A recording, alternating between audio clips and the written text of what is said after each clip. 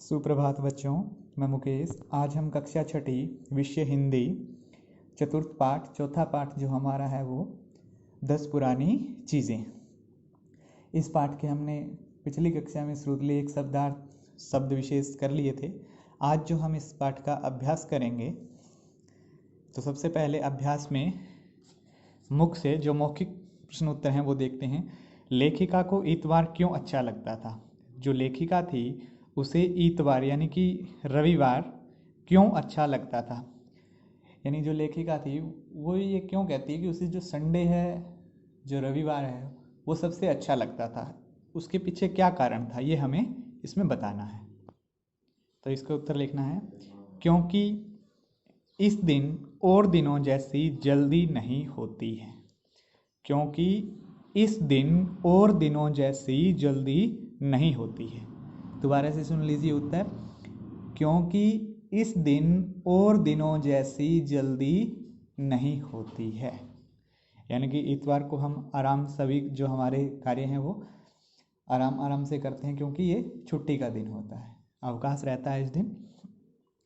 अखबार लेख का शीर्षक क्या था? जो अखबार आया लेखिका के सामने, उसमें जो एक लेख दिया था उसका शीर्षक क्या था, यानी कि उसका टाइटल क्या था, टॉपिक क्या था उसका, ये बताना है। अखबार लेख का शीर्षक क्या था? ठीक है, तो शीर्षक क्या था? वो 10 चीज़ें जो कल थी पर आज गुम हो चुकी हैं। यानी कि हेडिंग क्या दिया हुआ था? वो 10 चीज़ें जो कल थी पर आज गुम हो चुकी हैं। ये लाइन ऊपर गहरे काले मोटे अक्षरों में लिखी हुई थी। ठीक है, दोबारा से सुन लीजिए। वो 10 चीज़ें जो कल थी पर आज गुम हो चुकी हैं। लेख ने लेखिका को किन चीज़ों की याद दिला दी? ये जो लेख था इसने लेखिका को किन चीज़ों की याद दिला दी? लेख ने लेखिका को अलार्म घड़ी, रेडियो तथा चिट्ठी की याद दिला दी।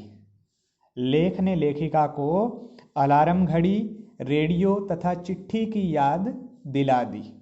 ठीक है, ये तीनों का उत्तर है इनका। फिर आगे है, लेखनी से रिक्त स्थान भरिए। सोने से पहले खालिस्तान सेट कर चाबी भरने की जिम्मेदारी मेरी ही थी। सोने से पहले खालिस्तान सेट कर चाबी भरने की जिम्मेदारी मेरी ही थी। अलार्म सेट कर। ठीक है, लेखिका कहती है कि सोने से पहले अलार्म को सेट कर और चाबी भरने की जो जिम्मेदारी थी वो किसकी थी? लेखिका की थी। बावर्ची फिल्म में बड़ा सा ताला लगा खालिस्तान चारपाई के नीचे रखा रहता था। बावर्ची फिल्म में बड़ा सा ताला लगा खालिस्तान चारपाई के नीचे रखा रहता था बक्सा।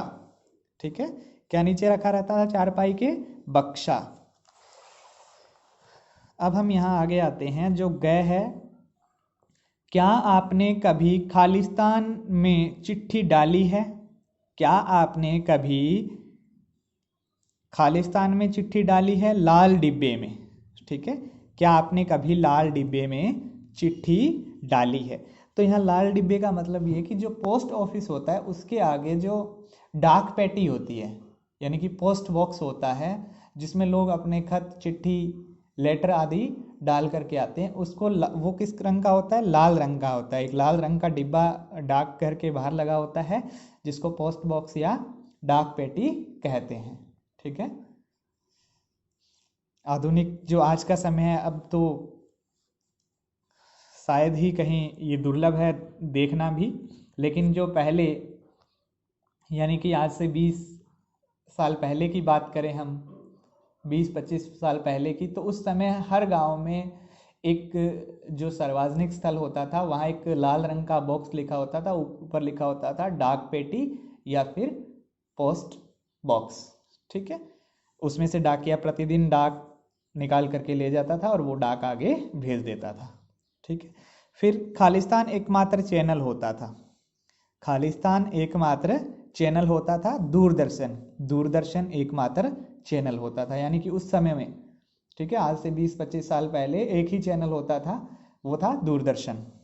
ठीक है, टाइपराइटर कम हुआ तो सफ़ेद कागजों के बीच दबा खालिस्तान भी कम हो गया। टाइपराइटर यानी कि टाइपराइटर का प्रयोग कम हुआ तो सफ़ेद कागज़ों के बीच दबा खालिस्तान भी कम हो गया। कार्बन पेपर, ठीक है, कार्बन पेपर होता है जो पहले यूज़ करते थे, यानी कि उससे दूसरी कॉपी बनाने के लिए। टाइपराइटर में एक पेज पे टाइप करते थे, उसके नीचे एक कार्बन जो पेपर होता था वो रखते थे, फिर दूसरा सफ़ेद पेज रखते थे, वाइट पेज रखते थे। तो ऊपर वाले पेज पे कार्बन से उससे टाइपराइटर से टाइप हो जाता और नीचे कार्बन से वो कॉपी हो जाता था। तो कार्बन पेपर भी अब ना के बराबर है, ठीक है, देखने को नहीं मिलता है। अब नीचे दिए गए गद्यांश को पढ़कर प्रश्नों के उत्तर दीजिए। ये नीचे एक गद्यांश दिया गया है, ठीक है। अक्सर जरा सी तेज हवा बही कि एंटीना से जुड़ी तार हिल जाती है। अक्सर जरा सी तेज हवा बही कि एंटीना से जुड़ी तार हिल जाती है, ठीक है। ये जो पाठ है वो मेरी भी कुछ यादों को ताज़ा कर रहा है, ठीक है। यानी कि जो हम लोगों का जो बचपन था वो इसी एंटीना के साथ साथ व्यतीत हुआ, ठीक है।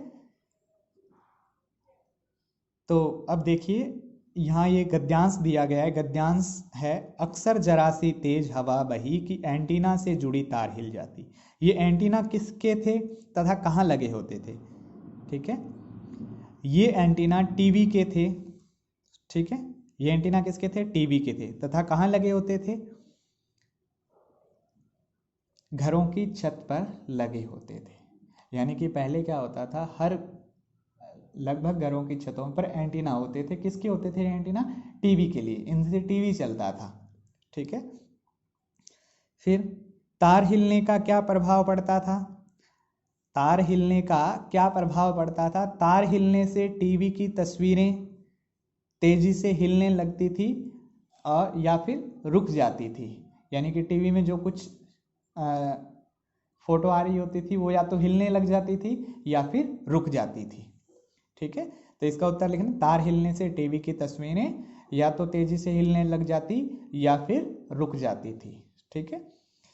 फिर अब ये एंटीना क्यों नहीं दिखाई देते हैं, अब ये एंटीना क्यों नहीं दिखाई देते हैं, यानी अब एंटीना कहाँ चले गए। अब तकनीक प्रगति के कारण ये एंटीना दिखाई नहीं देते हैं। अब तकनीक प्रगति के कारण ये एंटीना दिखाई नहीं देते हैं। इनकी जगह डिश ने, केबल ने और इंटरनेट टीवी ने ले ली है, ठीक है। यानी कि धीरे धीरे जो टेक्नोलॉजी है उसका जैसे जैसे डेवलपमेंट हुआ, प्रगति हुई उसकी, तो वैसे वैसे ही एंटीना है वो गायब होते चले गए। एंटीना की जगह किसने ले ली, डिश ने ले ली, केबल ने ले ली और उसके साथ साथ मोबाइल और जो इंटरनेट टीवी है उसने ले ली है, ठीक है। अब हम आगे चलते हैं। निम्नलिखित शब्दों के सही जोड़े मिलाइए। इमाम दस्ता, मसाला पीसना। इमाम दस्ता एक लोहे का बना हुआ डब्बे जैसा होता था और उसमें एक, यानी कि किसी भी मसाले को पीसने के लिए, यानी कि उसकी कुटाई करने के लिए उसका प्रयोग किया जाता था, उसे इमाम दस्ता बोला जाता। एंटीना, टीवी, एंटीना का संबंध किससे है, टीवी से। Carbon paper, typewriter. चिट्ठी, लाल डिब्बा, चिट्ठी लाल डिब्बा। बिजली का स्विच, खटके, बिजली का स्विच खटके, ठीक है। तो इस प्रकार आज हमने इस पाठ का इतना अभ्यास कार्य किया है। इसमें से मुख्य से जो मौखिक हैं आपको वो कॉपी में करने हैं, बाकी जो कार्य है वो आपको अपनी इसी में पुस्तक में करना है, ठीक है। तो इसी के साथ आप सभी का धन्यवाद।